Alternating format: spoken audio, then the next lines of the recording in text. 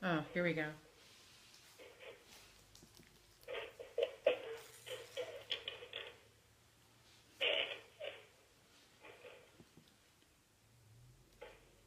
Hi, guys. I am live again. Today is I see you. Wednesday. You see me? Today is Wednesday, February 22nd. That's 222. And I am live again. Another segment of In the Know of the Law with my very, very good friend, Sgt DG Angel. That's what I call her anyway. She's Sergeant Delrose Green. And I'm just waiting for my opportunity to get back on StylzFM where we can continue our conversation from last week with domestic violence, resources, prevention, education, and all good things. It is an epidemic, as you all know, not only in Jamaica, but all across the world. It really and truly does not. It does not respect gender. It does not respect age. It does not respect profession. It happens everywhere, in every country, among educated people, among not so educated people. So the fact of the matter is, the more we talk about it and bring awareness to this epidemic, is the better it will be for our women, our girls, our men, and everyone that goes through this sting of domestic violence. It's a very difficult topic to talk about. It's a very difficult topic to deal with. A lot of women and men that go through domestic violence don't really like to talk about it because it's a stigma. 1 in 4 women will be abused in their lifetime. 1 in 7 men will be abused in their lifetime. And when you look at domestic violence homicide, where women are concerned, 1 in 3 women are killed by their domestic partner or someone that they have had an intimate relationship with. So homicide. And so I'm just waiting to go live with Sgt DG Angel, and she will be coming on pretty soon. So in the meantime, hi Jan. Hey Jennifer, how are you? Nancy, Jancy, tell her I say hello. Tell Jancy I say hello. In the know of the law. This is your host, Delrose Green, I'm a Sergeant of Police, DG Angel, and this is your program. This program is designed to educate persons on the fictions and limitations of the law. We promise to have an exciting program today, so stay tuned. Don't touch your dial, because at the end you shall know the law. I just want to make sure that you guys can hear. Hey sis, how are you? I promise you that we will continue our program as we are still on the topic of domestic violence. And we have been speaking with Mrs. Joan Tapster Randall from the United States of America, and we're going to continue with her today. But first, I just want to say thanks to my sponsors for the program. That's Native Audio and Equipment Services, and also Breha Texaco, who are my kind sponsors of this program. That my engineer Cassidy, and to all my St. Thomas, Fort St. Mary, parts of St. Catherine, the USA, Canada, and England, and the world, and whoever is hearing my voice this evening, I just want to say I love you and I appreciate you. We had a very interesting topic last, and we want to continue. For the person who does not know, hi Joan, how are you doing? I am doing fantastic, Sergeant Green. How are you? I hear you with your always public voice. For the person that don't know, Don't Tapster Randall actually is a victim and a victim in domestic violence. She originated from Kingston, came to Port at 12 years old,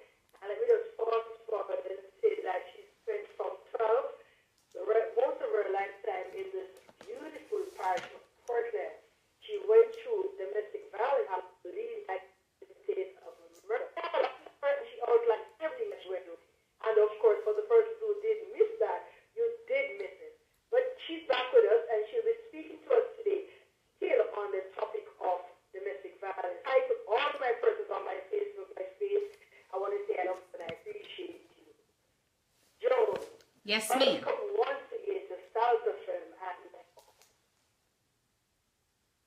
when you were answered, you left my listeners wanting for more. And I would say, I'm happy that you took time to come and speak with us on this very important and serious topic of domestic violence. Since we spoke last week, Joe, there's a lot of men that have been reaching out to say that we have also been abused. And this evening, we're going to for some time spend a little time on the male and some of the things that contribute to men being violated and also being violated. How have you been since we last spoke? I have been great. I am doing well. It was an honor to be on your show last week to talk about domestic violence just from an advocate's perspective. For those of you who do not know, I am a certified domestic violence speaker. I am also a certified advocate. So I advocate on behalf of battered women and men in the United States, and it is a part of my platform. So last week, we had a great show. Our segment was viewed on Facebook Live about 1,900 times, 1.9K. We had about 23 shares. We had 130 comments on it. So there was a lot of buzz around it. And then I got some feedback, which was not so positive because someone called my ex-husband who was abusive and told him that I was live talking about our abuse. And the one thing that I wanted to say is that as the abuser will continue to utilize power and control even years after it is over to try and control you from speaking. But I have absolutely no fear in the fact that I'm an advocate for women and men that have been abused, and I will continue to be an advocate, and I will not fear what anyone says about me being honest and telling my truth and standing up for those who can't stand up for themselves and being a voice for the voiceless. Thank you. Well, let me just say to you that, Nova, actually, I thank you very much for thanking us for having this program. But we always have persons that at the end of the day runs off with the wrong news. But they, we don't think much about them. Right. Particularly it's the men though, Joan. Yes. What do you think are some of the reasons why our men become persons who abuse the persons who they claim to love? Yeah. Where do you think it really comes from for the most part? For the most part, I think that our young men see this pattern of behavior in their family. Some of them, not all of them. So when you look at domestic violence where men are the perpetrators or men are the abusers, it is a learned behavior. It is a behavior that they've seen maybe in their home. And so a lot of times, because they see this type of abuse in their home and have never gotten an opportunity to deal with the emotions, the fear, and all the things that they feel when they experience that, whether their father did it to their mom or their mother did it to their father, if it goes unresolved, what happens is those same young men, as they grow older, not knowing how to deal with anger, takes it out on the women. And so the cycle of abuse just keeps going and going from generation to generation.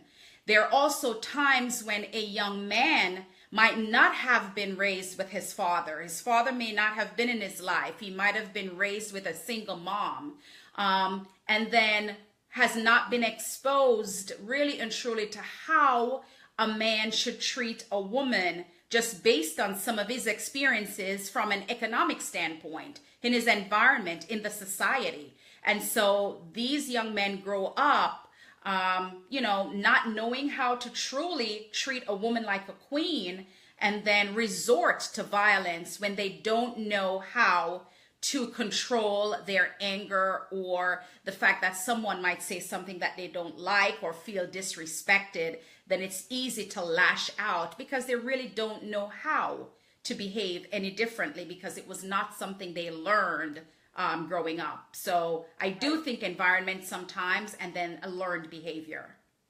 Right. A lot of questions were asked by males that I would admit that they have been also abused. I spoke to a gentleman who called us, and he said that actually he was abused by his aunt from he was a very small child, and as such he came up and he related that he got involved with a lady Joan, and he said he so badly wanted children, and she gave him 3 children, and they're small because one is 9, one is 5, and one is 2 years old. And the opportunity arrived for her to leave the island of Jamaica, and she did. Left children on him. He can't work. She hardly maintains them. And he now is feeling as if he's being abused. And he's fearful of leaving the children based upon what he went through as a child. Right. That's a very unfortunate circumstance. And I can't even imagine how he feels. And I would more relate that to betrayal and abandonment as opposed to abuse. But I can see where he would say psychologically or emotionally he's being abused. So that I can understand. And it's a very unfortunate circumstance because when a woman gives birth to a child, they feel so connected to the children or the child that it's really difficult to understand that a woman would go and leave her 3 children and, not really give much attention to them. So that's an unfortunate circumstance. And I really feel for him.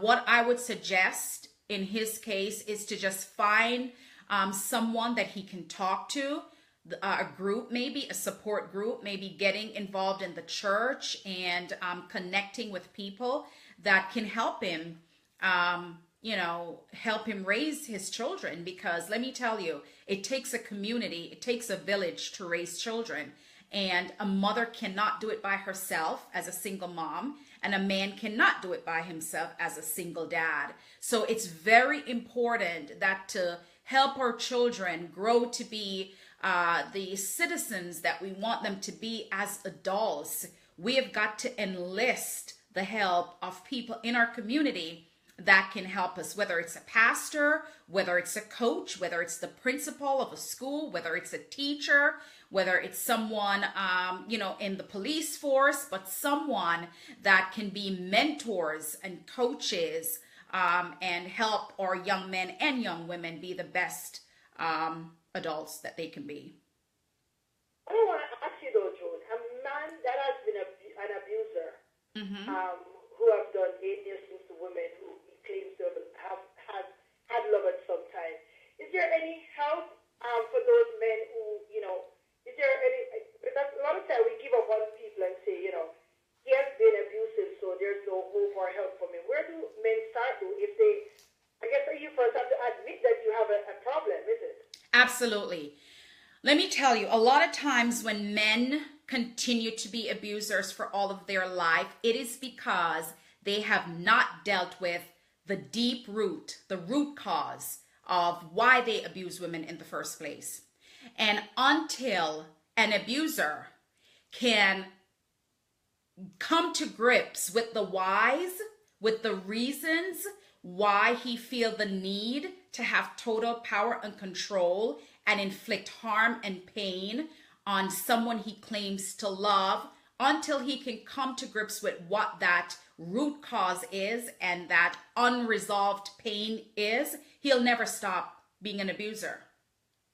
There are men that can be rehabilitated, but they have to come to terms with what is the root cause? How did it start? Why am I like this? And to acknowledge that they are abusers and to find the help that they need to make those changes. But yes, men can be rehabilitated.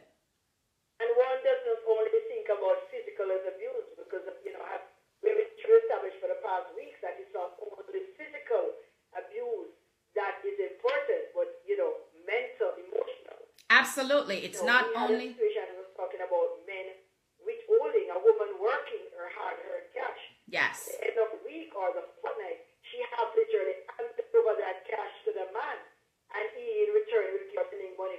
Yes. That is also, abuse and control. Yeah. So men don't only have to think that we are saying that I need a woman's help. Any form of abuse, and whether you're a man or female, you feel like you are a person that abuses someone, you have to first admit that this is wrong and Right. you need help. Absolutely. And yes, to your point, that is financial abuse. And I'm telling you, there are times when I've spoken to so many women that have been abused that say sometimes the verbal abuse is even more damaging, because sometimes the words that are said to women and the names that they're called. I remember my ex-husband always called me stupid.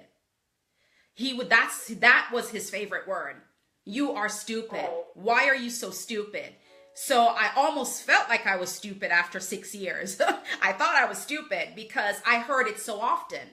And, after you hear those words and, words like you're fat, you're ugly, you're disgusting, no man is going to want you because you have children, you're this, you're that, you're not going to be anything, so those words sometimes are way more painful than them slapping you in the face or punching you. None of it is right.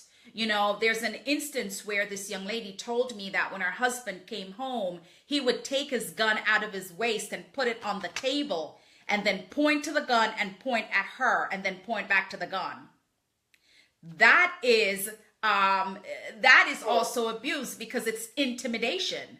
He's intimidated. He's intimidating her by putting the gun on the counter and pointing on the gun and then pointing at her. So she freezes, and she don't know how to move or what to do, and she feels trapped. So it's not only the physical act, it's a lot of other reasons. There's also spiritual abuse, where you have someone in the church that is a leader in a church, whether it's a bishop, a deacon, a pastor, who abuses their wife and use the Bible and scriptures in the Bible to control that whole situation. So there's also spiritual abuse. So one of the more popular ones, Joan, is that a lot of men love the word, submissive. Mm-hmm. And I'll never say that the Bible doesn't say a woman ought to be submissive. Right. But they use it as a term. And I think that a lot of men, and I always say, I can be no submissive to no fool. Yeah. So therefore, if you can't lead your life, if you're going to be abusive, how can I be submissive to you? Right. You can't lead your own life in the right direction. Yeah. But the Bible also said the man should love his wife like, the same way Christ loves the church. So the way Christ loves the church, he would never abuse the church. So that whole notion that you have to be submissive to your husband, yes, I understand that to a certain extent. But at the same time, you can hurt her and create pain and harm and doubt and discomfort in her life and say that you love her. Love does not hurt. That is the most important thing. And in the union of marriage and in the unity of our home, the man is the head of the house. That is the Bible. That is from a biblical term. But the woman sets the stage for the way our home is supposed to be run. So although the man is the head of the house, the woman sets the tone for her home. So if a wife is happy, the house is going to run beautifully. If the wife is unhappy because of abuse or any other thing that comes in that makes her unhappy, the house is upside down. And if you notice that, we talk about abuse, and the reason why we focus so much on the women, it's because 90% of domestic violence cases is where the man is the abuser to the woman. So yes, we know that men are being abused as well, but the number of cases that are reported, the statistic is way higher on the fact that the man is the abuser. Why we focus so much on the woman. And I'll add this statistic to you, Del Rose. In Jamaica, in 2014, 2015, and 2016, the number of homicides with young ladies 24 and younger represented 92% of domestic violence cases in Jamaica between the ages of 24 and younger. right? So women that are and not only is homicide a big deal, but women are taking their lives too. There's a high rate of suicide among women 24 years and younger because of domestic violence situations that they're in. The one domestic violence shelter in Jamaica is literally closed down at this point because the shelter is so run down and dilapidated that they have to close it in order to repair it. This shelter only can hold 8 women and like 16 children. Okay, 8 women. You're still close with Jamaica. Do you know if they have any plans though, Joan? Yes. Do anything as it relates to shelters for these battered women? Yes. What makes me really, really excited is that our Governor General, because I'm Jamaican, Sir Patrick, in delivering a speech at Gordon House a few weeks ago, said that the administration strongly rejected domestic violence. I love that it's now being placed on the forefront, and that the Bureau of Gender Affairs would lead a process in ensuring adequate prevention, protection, and redress for the most vulnerable in the society. So there is plans to build 2 domestic violence shelters in Jamaica in 2017. And I'm so excited, 2017 through 2018, but I'm really excited that the land is already identified. I mean, the property where they're going to place the shelter. One is going to be in the rural area, and then one is going to be kind of like in the city. But I'm happy that in Jamaica, there is an effort being placed on what is happening in the country, where the safety and protection and abuse for women and children are really being addressed. And I applaud those efforts. So I'm excited to hear about that. I join in applauding the efforts. The Ministry of National Security, the entire Jamaica is taking on, and it's going to be ongoing. But they actually, for the month of February, they listed her as the domestic violence. Yeah. You know, we have been having events right across the island of Jamaica with. They have the tagline, "Love me to live, don't love me to death." Right. On the 28th of February, June, I'm sorry you're not going to be here. I know. The Portland Police, we're going to have a 2K march from Folly Oval to Port Antonio. And then at 4 p.m., we're going to have a hunger. That's where you will actually be the speakers of the speakers if you were. Because you come in July, and you told us. Yes. Yes, I'm coming in July, and on July 21st, we will be having a women's and girls conference at Boundbrook, I think is senior school. I have to get more. Yeah. I'm a little mixed up there because back in the days, it was called another school, so I understand. Yeah. What I needed to do, though, is to send me all the information on that, and let us continue to run it on this program, and so that persons can be aware and look forward to that. Yes, most definitely. I'm excited about that. And then the one thing I really want to add is, we put a lot of focus on our women and our girls because they're the most vulnerable in terms of domestic violence and sexual assault. But it's time that our men in the community stand up and help our young men. You know what I mean? So, especially young men who has single mothers, there's certain age that a young man reaches that he needs his father. And I'm not saying that women don't do a good job with their sons. I get that. But there are times when a young man reaches a certain age where he needs a father figure, even if he doesn't have a father in the home, but he needs someone that he can look up to emulate. So a mentor, a coach, as I said before, a pastor, a teacher, to just help guide them as to what is the expectation of a young man. What am I to do? I'm a young man. What do I do? How do I treat a woman? How do I move forward in life? How do I grow? How do I become an important member of society that can really make a difference in society? So we need our men in the community to stand up. You know, instead of men sitting there talking about women, you know, and domestic violence and what we're saying as advocates, it's time for them. If you are not part of the problem, then you have to be a part of the solution, right? And if you're not a part of the solution, then sit down and shut up.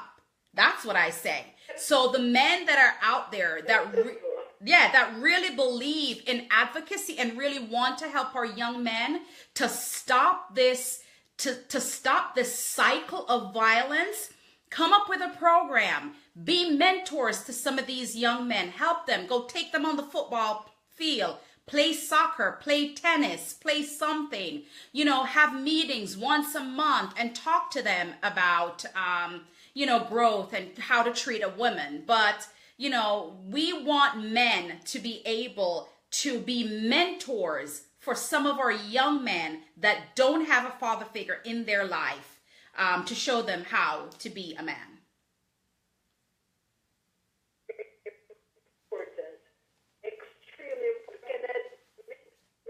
I'm 3 years old at the University of the West Indies, and I have a 12-year-old, and I try my utmost best to grow them in the, you know, the right and proper way. But I had to have, you know, men, friends.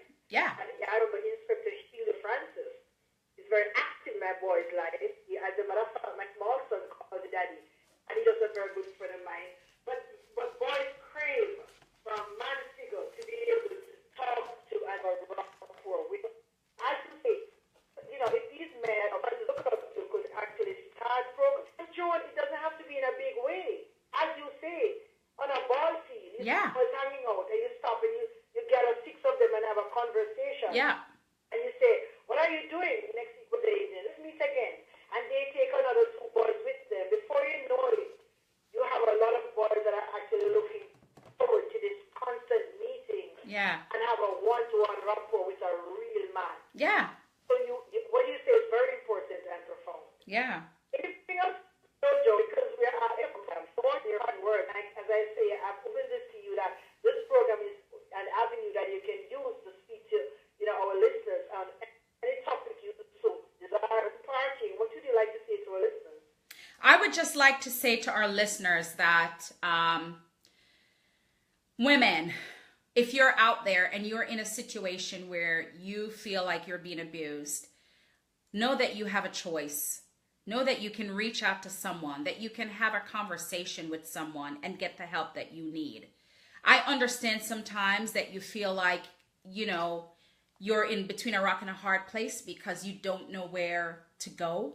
You know, you might not be the breadwinner. You might have children. You don't know what to do, where to go. I get that. I've been there. But reach out to someone that you can confide in, whether it's someone in the police force, whether it's a neighbor, whether it's someone at your church.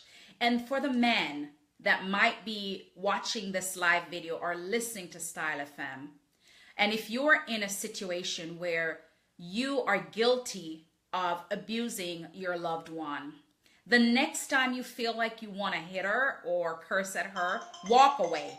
Walk away and leave the situation. Cool down. Go take a swim. Do something. And really think about it. Do you want your children to consistently see you hurting their mom? And vice versa. For the women that get so angry that they feel like they need to hit the man of the house, when you get into those moments, walk away. Because sometimes when you separate yourself from the heat of the situation, you may not get into those altercations. And for those of you that are not in the situation, be a part of the solution. Stand with us, men and women, and let's fight. Let's get the education, the resources, the knowledge, the awareness, and help to make a difference in the lives of our women, children, and men, and really stop this domestic violence. It is like it's a cancer. It really is, and it's time we put a stop to it. So, you know, in closing, thanks very much for taking time out. You've done so, and in between the program during the week, we actually had some good conversations, and I know it's a lot on you to be able to speak to us on a one-to-one basis because we know you have your plate full. But thanks again. I'm Jordan Tyler, you're doing a wonderful job. We follow you on Facebook. We see, and You're a person who put out the information to us and you allow us, you're not selfish. You actually, and you have so many seminars and things going on. So this is actually your way, bad situation, helping to not be in it and stay in it, because to show them that there is a way out. Joan Tapser Randall, thank you very much, and we love you. We love you. Thank you so much. I love you. Thank you, guys. Thank you. Thank you. It's great. We have come to the end of another program, my listeners, and we continue to speak to everyone about domestic violence. I know, I don't want for anyone to think that we are fighting a losing battle, because we're not going to be giving up. Jamaica has stood up and have said enough is enough. And so we are saying that we're going to listen to what's happening next door. It's not that we're snitching, so be it, we're snitching. But we're going to start listening to what's happening next door. We're going to start looking at the children going on to school in the morning to see how that person's child looks so dirty. What is happening over there? We're going to start speaking out. When we pass on, we see a motor car locked up and a man and woman sitting in it, and we realize the woman's state doesn't look so well. We're going to start and we're going to intervene. Hi, how are you doing? Is everything okay? Right. And while we're saying that, look in her eyes to see if her eyes is telling us something. Call the police station. I just passed a car at Norwich. 2 persons sitting in it. The license number is so-and-so. And something doesn't seem right in that car. We start standing up and doing something that, instead of just waiting until the news cars come over to say who is the other victim, we can prevent another female from gang. We can prevent another male from going to prison. Yeah. And as such, we continue the fight. Thanks again to all my kind listeners for tuning in to another program of In the Know of the Law. Thanks to the Jamaica Constable Force Deputy Superintendent Williams. Hi, guys. Thank you so much for joining. You guys are so amazing, my tribe. And Alma, how are you, love? Ayana, Sister Ayana, how are you? DJ Jaga Owen, thank you for being here. Latanya Faith, how are you? Jean, Bonnie, everyone that joined, I want to thank you so much. As you know, I am a domestic violence advocate, and I will stand and speak for the women that have no voice. I will continue to do that. I was one of the lucky ones. I got away with my life intact and the life of my daughters intact. So for those women that are still in the struggle of domestic violence, there's a whole world of advocates out here that are ready to assist you with moving forward with your life. You don't have to stay in a domestic violence situation.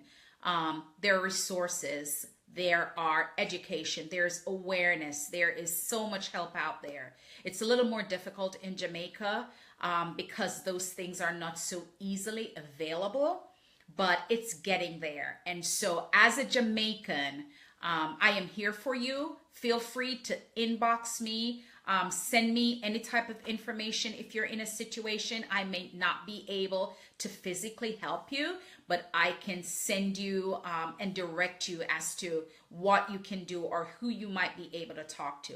Men, this is for you. And there's quite a few men that's been on the feed so far.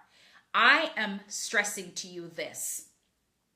90% of advocates for domestic violence are women. We need some men to stand with us, especially in Jamaica, where it is so out of control. The men that are the stand-up citizens, the stand-up guy, we need you to be a part of the advocacy. Even if you don't want to stand up and denounce domestic violence, stand up and get involved. Create a program for these young men that you can help them to be great citizens and ones that will grow up to treat their wives different than what they may have seen in their home. Take them to the football field, take them to the tennis court, take them to the table tennis thing, take them out for a slice of pizza, sit down, have a conversation with them about the expectation of how a man should treat a woman, right? So here's the thing. You can be one of two things, and this is for men and women. You can be a part of the problem or a part of the solution, right? If you're a part of the problem, then try get some help. If you're a part of the solution, then let me know what you want to do. If you're neither, then I don't really need to hear from you, right? But don't stand on the side and make any criticism of me talking about it or other women talking about it. If you can't help us, don't say anything about what we're doing. So if you're not a part of the problem, then be a part of the solution, and let's work together to eradicate this disease that has taken over our beautiful island of Jamaica and most countries in the world. Thank you for joining me on another segment of the show. My name is Joan Randall. I am a domestic violence advocate. I'm a speaker. I'm a best-selling author, and I'm a transformational coach. And you can find me in all areas of social media: LinkedIn, Twitter, Instagram, and Facebook. Peace. I love you. God bless you. Thank you for joining me. Until next time, take care.